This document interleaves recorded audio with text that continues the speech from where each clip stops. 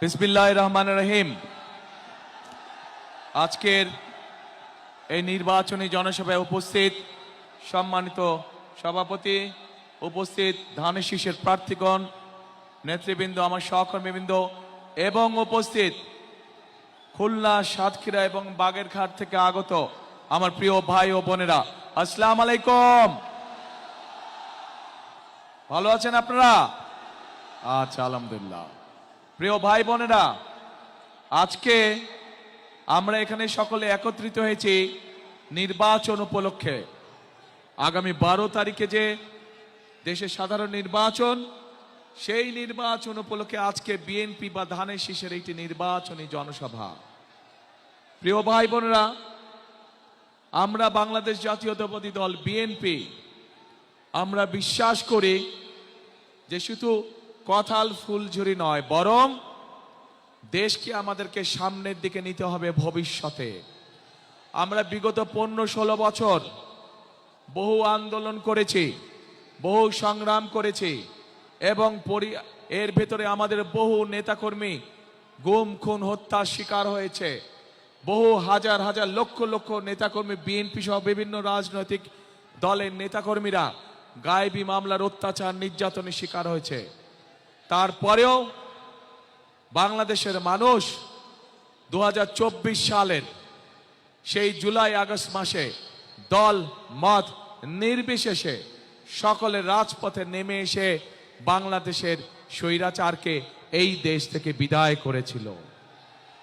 প্রিয় ভাই বোনেরা, বিগত 16 বছর ধরে বাংলাদেশের মানুষ তার রাজনৈতিক অর্থাৎ ভোটের অধিকার প্রয়োগ করতে পারেনি। বাংলাদেশের মানুষ বিগত 16 বছর ধরে তার মতামতের ভিত্তিতে তার প্রতিনিধি নির্বাচন করতে পারেনি। শুধু সেটি জাতীয় নির্বাচনের ক্ষেত্রে নয়, এমনকি সেটি লোকাল নির্বাচনের ক্ষেত্রেও একই ঘটনা দেখা গিয়েছে। বাংলাদেশের মানুষ গত 16 বছর ধরে স্বৈরাচার সময় তাদের মনের অভিব্যক্তি প্রকাশ করতে পারেনি। কেউ যদি কথা বলার চেষ্টা করেছে, আমরা দেখেছি কিভাবে তাকে রাতের আধারে তুলে নেওয়া হয়েছে, গুম করা হয়েছে, খুন করা হয়েছিল। প্রিয় ভাই বোনেরা, আজ সময় এসেছে, আজ বাংলাদেশের মানুষ তার দাবি আদায়ের জন্য আজ অবস্থান গ্রহণ করেছে এবং 12 তারিখে ইনশাল্লাহ বাংলাদেশের মানুষকে যেই অধিকার থেকে গত 1 যুগেরও বেশি সময় ধরে বঞ্চিত করে রাখা হয়েছিল, সেই অধিকার প্রয়োগ করবে। প্রিয় ভাই বোনেরা, আমরা বিএনপি বাংলাদেশ জাতীয়তাবাদী দল আমরা বিশ্বাস করি যে একটি রাজনৈতিক দল হিসেবে, যেহেতু অতীতেও আমাদের রাষ্ট্র পরিচালনার অভিজ্ঞতা বা দায়িত্বে আমরা ছিলাম, একইভাবে ইনশাল্লাহ আগামী দিনে বাংলাদেশের মানুষের সমর্থনে আল্লাহ তাআলার রহমতে আমরা সরকার গঠন করলে ইনশাল্লাহ আমাদের প্রথম দায়িত্ব হচ্ছে দেশকে পুনর্গঠন করা। কিন্তু প্রিয় ভাই বোনেরা, দেশকে যদি পুনর্গঠন করতে হয় তাহলে দেশের দল মত নির্বিশেষে, শ্রেণী পেশা নির্বিশেষে সকল মানুষকে নিয়ে আমাদের দেশকে পুনর্গঠন করতে হবে। শুধু যে কোনো এক ধরনের মানুষকে নিয়ে দেশ কখনো পুনর্গঠন করা যায় না। হয়তো অন্য কাজ করা যায়, কিন্তু দেশ পুনর্গঠন করা যায় না। প্রিয় ভাই বোনেরা, এই দেশের জনসংখ্যা প্রায় 20 কোটি। এই 20 কোটির মধ্যে অন্তত 10 কোটি জনসংখ্যা হচ্ছে এই দেশের নারী সমাজ, অর্থাৎ জনসংখ্যার অর্ধেক হচ্ছে এই দেশের নারী সমাজ। এই নারী সমাজকে যদি আমরা পেছনে রেখে যতই পরিকল্পনা গ্রহণ করি না কেন, যতই বড় বড় কথা আমরা বলি না কেন, কোনোভাবেই সম্ভব নয় দেশকে সামনে নিয়ে যাওয়া, কোনোভাবেই সম্ভব নয় দেশকে পুনর্গঠন করা। প্রিয় ভাই বোনেরা, সেজন্যই দেশনেত্রী খালেদা জিয়া যখন দেশ পরিচালনার দায়িত্বে ছিলেন, উনি মেয়েদের শিক্ষা ব্যবস্থা ক্লাস স্কুল থেকে শুরু করে ইন্টারমিডিয়েট পর্যন্ত বিনামূল্যে শিক্ষার ব্যবস্থা করেছিলেন, যাতে করে এই বিশাল জনশক্তি, যাতে করে এই বিশাল জনগোষ্ঠী অর্থাৎ নারী সমাজ শিক্ষার আলোয় আলোকিত হয় এবং তারা যাতে নিজেদের পায়ে দাঁড়াতে পারে। প্রিয় ভাই বোনেরা, নির্বাচন এসেছে, স্বাভাবিকভাবেই বিভিন্ন রাজনৈতিক দল তাদের বিভিন্ন লক্ষ্য উদ্দেশ্য জনগণের সামনে উপস্থাপন করবে। কিন্তু আমরা দেখছি একটি রাজনৈতিক দল, এই যে বাংলাদেশের অর্ধেক গোষ্ঠী নারী গোষ্ঠী, যে তাদের সম্পর্কে আমরা দেখেছি কিভাবে তাদেরকে ঘরের মধ্যে আটকিয়ে রাখতে চায়, সেই কথা তারা বলেছে। আমরা দেখেছি একটি রাজনৈতিক দলের একজন নেতা পরিষ্কারভাবে বলে দিয়েছে যে তারা কোনোভাবেই নারীর নেতৃত্বে বিশ্বাস করে না। আমরা দেখেছি একটি রাজনৈতিক দলের নেতা পরিষ্কারভাবে দুদিন আগে বলেছে যে যে সকল মহিলা, যে সকল মা বোনেরা কর্মসংস্থানের উদ্দেশ্যে কর্মসংস্থানের জন্য যান, তাদেরকে, প্রিয় ভাই বোনেরা, আপনাদের সামনে আমার বলতে রীতিমতন লজ্জা হচ্ছে, এমন একটি শব্দ সে আমাদের সব মা বোনদের জন্য ব্যবহার করেছে যা এই দেশের জন্য একটি কলঙ্ক স্বরূপ।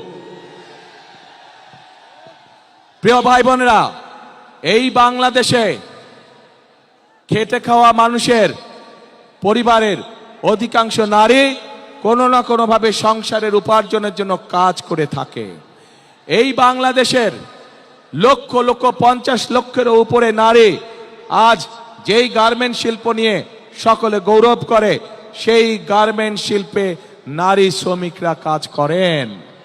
প্রিয় ভাই বোনেরা, সেটি নিম্ন মধ্যবিত্ত হোক, মধ্যবিত্ত হোক, সকল পরিবারের কর্মজীবী পরিবারের প্রায় সকল নারী আজ সংসার পরিচালনার জন্য দ্রব্যমূল্যের যে ঊর্ধ্বগতি, সকল কিছুর যে দাম ঊর্ধ্বগতি, তার জন্য শুধু স্বামী একা কর্মসংস্থান হয় না, স্ত্রীকেও পাশাপাশি বিভিন্নভাবে কাজ করতে হয় এবং তারা এর মাধ্যমে তাদের সংসার জীবন নির্বাহ করে থাকে। কিন্তু আজ আমরা দেখেছি একটি রাজনৈতিক দলের নেতা পরিষ্কারভাবে নারীদেরকে কিভাবে অসম্মানিত করেছে, তাদেরকে খারাপ ভাষা দিয়ে অসম্মানিত করেছে। প্রিয় ভাই বোনেরা, আমাদের নবী করিম সাল্লাল্লাহু আলাইহি সাল্লাম, উনার যে স্ত্রী ছিলেন বিবি খাদিজাও ছিলেন একজন কর্মমুখী মহিলা, উনি ছিলেন একজন মহিলা ব্যবসায়ী।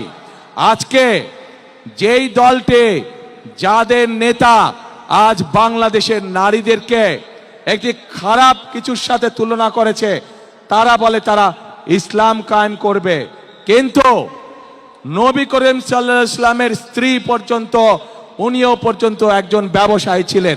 তাহলে আজকে কোথায় গিয়ে দাঁড়ালো বাংলাদেশের নারী সমাজ তথা তাবৎ পৃথিবীর নারী সমাজকে কিভাবে অপমান করা হলো? যে দলটি নির্বাচনের আগে দেশের অর্ধেক জনগোষ্ঠীকে ঘরের মধ্যে বন্দী করতে চায়, যে দলটি নির্বাচনের আগে দেশের অর্ধেক জনগোষ্ঠীকে অসম্মানজনকভাবে কথা বলে, তাহলে আপনাদের কাছে আমার প্রশ্ন, আজকে নির্বাচনে যদি তারা কোনোভাবে সুযোগ পায় নির্বাচন পরবর্তী সময়, তাহলে তাদের আচরণ কি হতে পারে?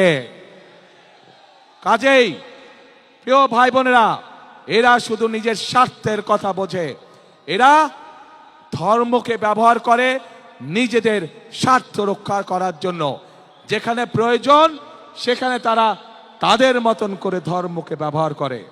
আমরা গতকাল দেখেছি, যখন এই কথা বলার পরে তীব্র সমালোচনা শুরু হলো নারী সমাজ থেকে, যখন এই কথা বলার পরে তীব্র সমালোচনা শুরু হলো সমাজের প্রত্যেকটি মানুষের কাছ থেকে, তখন তারা বলছে তাদের এই আইডি নাকি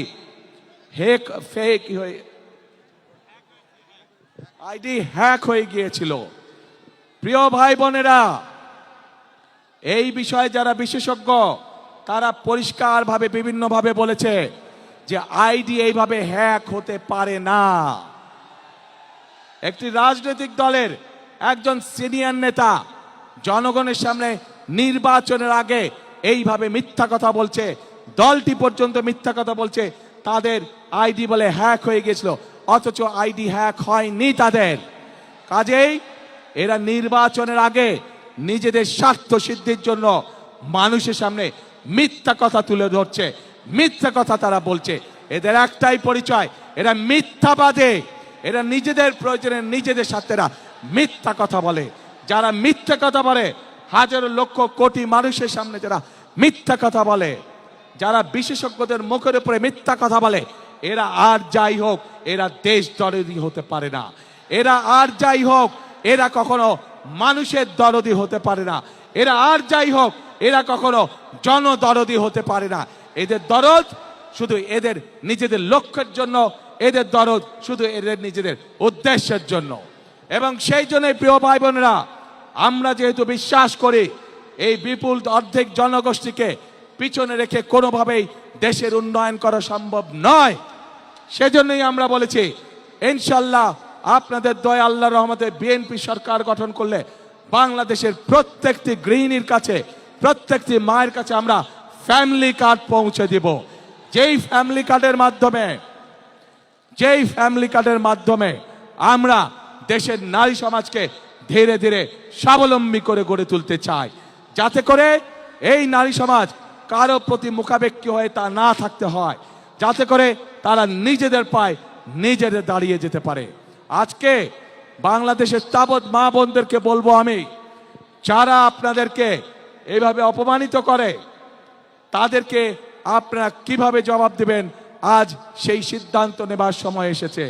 প্রিয় ভাই বোনেরা, শুধু তাই নয়, চিন্তা করে দেখুন তাদের দলেও কিন্তু নারী কর্মী আছে। আজ তাদের দলের নারী কর্মীতে আমাদের প্রশ্ন, আপনারাও তো ঘর থেকে বের হয়ে দলের কাজে যাচ্ছেন।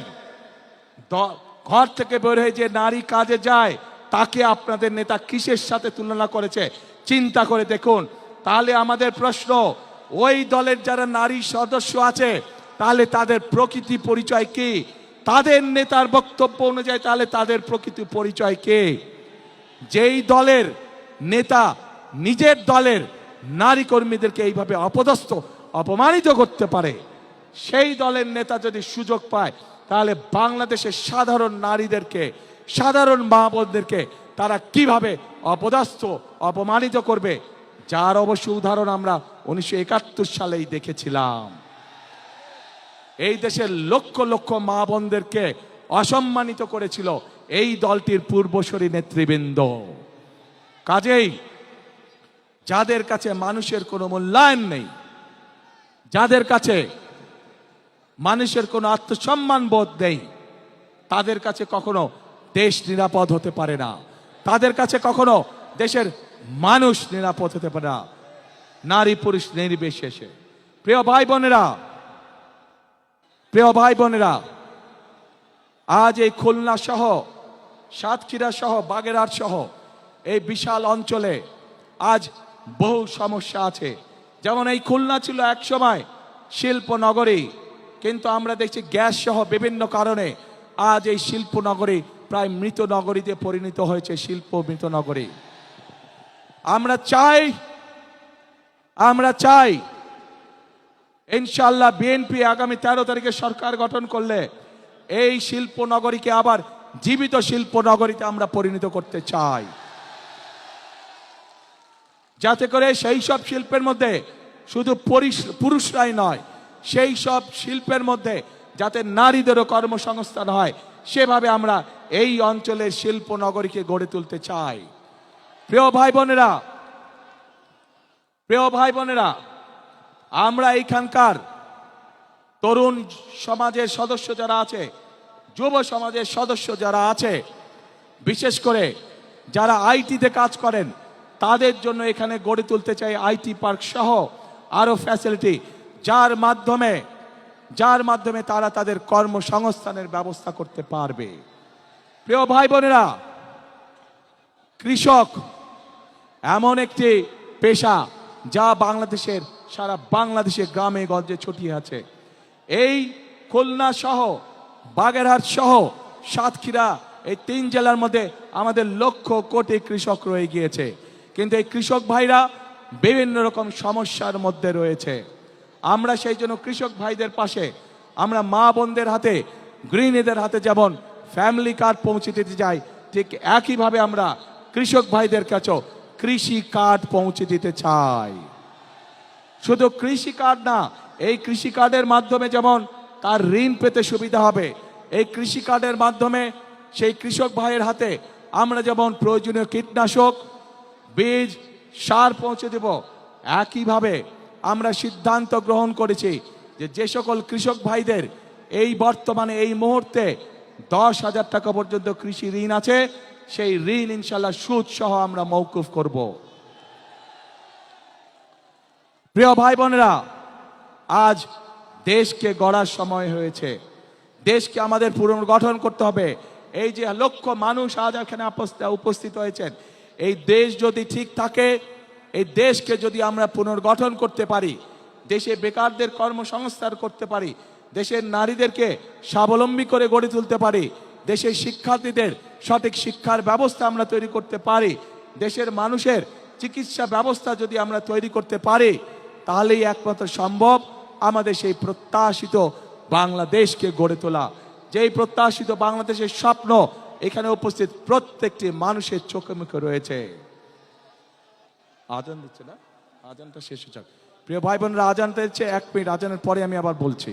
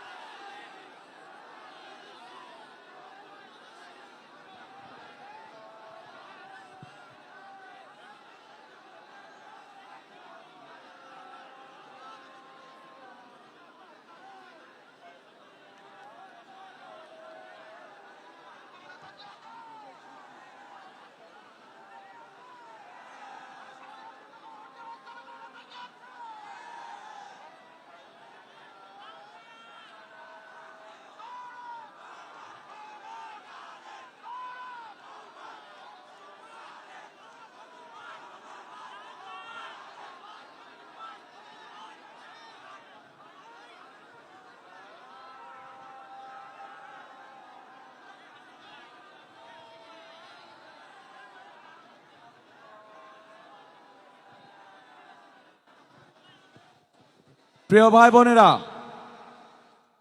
এই বাংলাদেশকে যুদ্ধ করে স্বাধীন করেছিল 1971 সালের মুক্তিযোদ্ধারা। স্বাধীনতাকে রক্ষা করা হয়েছিল, স্বাধীনতাকে অর্জন করা হয়েছিল।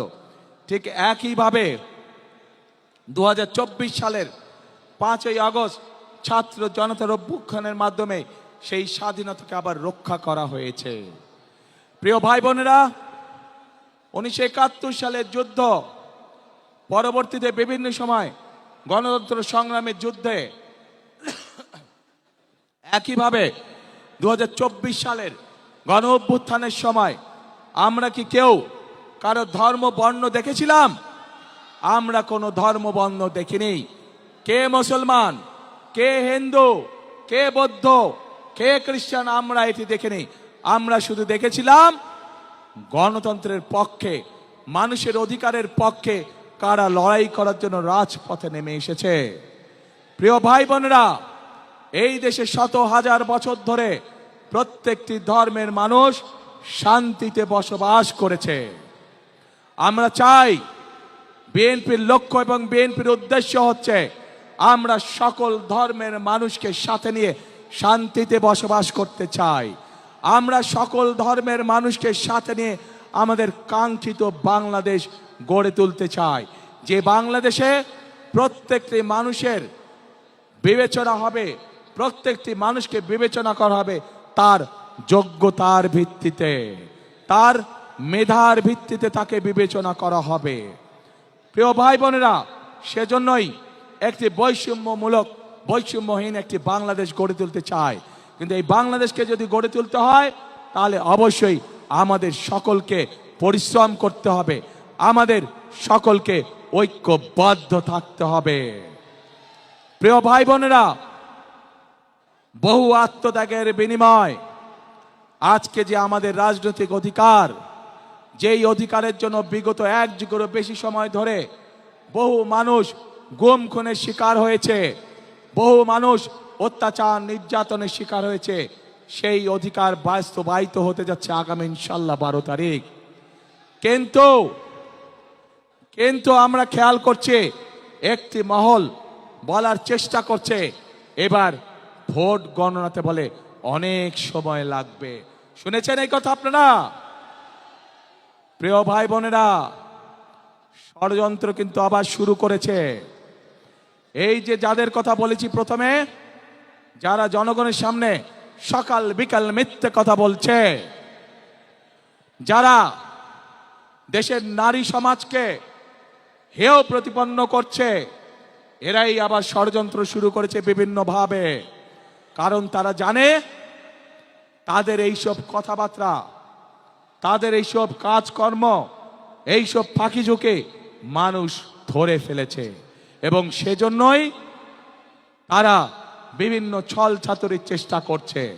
প্রিয় ভাই বোনেরা, আজ তাই এই জনসভায় দাঁড়িয়ে আপনাদের সকলকে বলতে চাই, আপনাদেরকে আজ থেকে সতর্ক থাকতে হবে, সজাগ থাকতে হবে। যে অধিকার আপনি গত 1 যুগ ধরে পাননি, আবার যাতে এই অধিকার কেউ কেড়ে নিয়ে যেতে না পারে, আপনাদের সকলকে সতর্ক থাকতে হবে। দল মত ধর্ম বর্ণ নির্বিশেষে আমাদের সকলকে সতর্ক এবং সজাগ থাকতে হবে। প্রিয় ভাই বোনেরা, আমরা যদি সকলে ঐক্যবদ্ধ থাকি, সকলে যদি আমরা একত্রিত হয়ে থাকি, তাহলে অবশ্যই আমরা আমাদের সেই কাঙ্ক্ষিত বাংলাদেশ গড়ে তুলতে সক্ষম হব। এবং সেই কাঙ্ক্ষিত বাংলাদেশের স্লোগান হবে একটাই। জানেন কি সেই স্লোগান? করব কাজ, কি ভাই? করব কাজ, গর্ব দেশ, সবার আগে বাংলাদেশ। করব কাজ, সবার আগে ইনশাআল্লাহ। প্রিয় ভাই বোনেরা, আসুন আজ এই জনসভায় আমরা প্রতিজ্ঞাবদ্ধ হই যে আপনাদের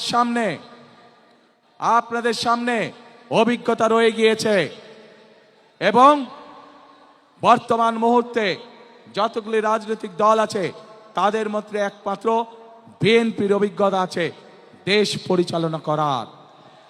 এবং যেহেতু বিএনপির অভিজ্ঞতা আছে দেশ পরিচালনা করার, একমাত্র বিএনপির পক্ষেই সম্ভব এই বাংলাদেশকে সঠিক পথে পরিচালিত করা। প্রিয় ভাই বোনেরা, দেশকে যদি সঠিক পথে পরিচালিত করতে হয়, দুটো বিষয় আমাদেরকে অত্যন্ত সতর্কভাবে সজাগ দৃষ্টি রাখতে হবে। এক, দেশের আইন শৃঙ্খলা রক্ষা করা, যে কোনো পরিস্থিতিতে দেশের আইন শৃঙ্খলা রক্ষা করা, যেন মানুষ শান্তিতে রাজপথে চলতে পারে, যেন মানুষ শান্তিতে তার ব্যবসা বাণিজ্য করতে পারে, যেন মানুষ শান্তিতে রাতে ঘুম যেতে পারে তার নিজের ঘরে। এই অভিজ্ঞতা বিএনপির আছে। বিএনপি জানে কিভাবে দেশে নিরাপদ পরিস্থিতি তৈরি করতে হয়। প্রিয় ভাই বোনেরা, একই সাথে বিএনপির আরেকটি অভিজ্ঞতা আছে কিভাবে দেশকে দুর্নীতির করাল গ্রাস থেকে বের করে নিয়ে আসতে হয়। অতীতেও আমরা দেখেছি যে স্বৈরাচার পালিয়ে গেছে, তারা যখন অতীতে ক্ষমতায় ছিল, তারা যখন দেশকে দুর্নীতিতে লাভ করে দিয়েছিল, পরবর্তীতে যখন দেশনেত্রী খালেদা জিয়া দেশ পরিচালনার দায়িত্ব গ্রহণ করেন, আমরা দেখেছি কিভাবে ধীরে ধীরে বাংলাদেশকে বিএনপি সরকার দুর্নীতির রাহু করাল গ্রাস থেকে বের করে নিয়ে এসেছিল। প্রিয় ভাই বোনেরা, সেজন্যই এই মুহূর্তে দেশকে পুনর্গঠনের জন্য যদি কোনো দল থেকে থাকে, সেটি হচ্ছে একটি দল, বাংলাদেশ জাতীয়তাবাদী দল। সেই দল হচ্ছে, সেই প্রতীক হচ্ছে একটি প্রতীক। কি সেই প্রতীক? ধানের শীষ। কাজে আসুন, এই ধানের শীষের, এই বিএনপির প্রতিষ্ঠাতা শহীদ রাষ্ট্রপতি জিয়াউর রহমান মুক্তিযুদ্ধের ডাক দিয়েছিলেন। এই রাষ্ট্রপতি জিয়াউর রহমান, শহীদ রাষ্ট্রপতি জিয়াউর রহমান এই দেশে বহুদলীয় গণতন্ত্রের চালু করেছিলেন। এই বিএনপির নেত্রী দেশনেত্রী খালেদা জিয়া এই দেশে সংসদীয় গণতন্ত্র চালু করেছিলেন। কাজেই সব কাজ থেকে প্রমাণিত হয় বিএনপি কাজ করে শুধুমাত্র জনগণের জন্য। বিএনপি কাজ করে শুধুমাত্র দেশকে পুনর্গঠনের জন্য। কাজে আসুন আসুন আগামী 12 তারিখে আমরা ধানের শীষকে জয়যুক্ত করে দেশ পুনর্গঠনের কাজে আবার হাত দেই। আপনারা ক্যান্ডিডেটরা দাঁড়ান তো, শুধু ক্যান্ডিডেটরা দাঁড়ান। প্রিয় ভাই বোনেরা, এই যে আমার দুই পাশে যেই মানুষগুলোকে ধানের শীষ হাতে দিয়েছে, এদেরকে আপনারা কম বেশি চিনেন। এই মানুষগুলোকে 12 তারিখ পর্যন্ত দেখে রাখার দায়িত্ব আপনাদের। ইনশাল্লাহ 13 তারিখে ধানের শীষের সরকার গঠিত হলে 13 তারিখ থেকে এই মানুষগুলো আপনার এলাকার উন্নয়ন, আপনার সমস্যা সুবিধা অসুবিধা সবকিছু দায় দায়িত্ব তাদের। আপনাদের হাতে তাহলে আমি এই মানুষগুলোকে ছেড়ে দিয়ে দিলাম ইনশাল্লাহ। আসুন আমাদের তাহলে বসেন, আমাদের তাহলে আজকে প্রতিজ্ঞা হোক, আমরা যে কোনো মূল্যে ধানের শীষকে বিজয় করব এবং ধানের শীষকে বিজয় করার মাধ্যমে আমরা দেশ পুনর্গঠনের কাজে হাত দিব। আছেন নাকি আমার সাথে? দেশ গঠনে কারা আছেন আমার সাথে? কারা আছেন আমার সাথে দেশ গঠনে? আলহামদুলিল্লাহ, আলহামদুলিল্লাহ। প্রিয় ভাই বোনেরা, আজ তাহলে এখানেই থাকলো। ইনশাল্লাহ নির্বাচনের পরে আবার আপনাদের সাথে মোলাকাত হবে। যেদিন আমরা এই এলাকায় ফ্যামিলি কার্ড দেওয়া শুরু করব, কৃষক কার্ড দেওয়া শুরু করব, যেদিন আমরা এই শিল্পনগরীকে মৃত শিল্পনগরী থেকে জীবিত শিল্পনগরী কাজ শুরু করব, ইনশাল্লাহ সেদিন আবারও এই মাঠে ইনশাল্লাহ আপনাদের সাথে দেখা হবে। আসুন, কাজ একটাই, কথা একটাই, করব কাজ, গর্ব দেশ, সবার আগে বাংলাদেশ। আল্লাহ হাফেজ। বাংলাদেশ জিন্দাবাদ, বাংলাদেশ জাতীয়তাবাদী দল জিন্দাবাদ। আসসালামু আলাইকুম।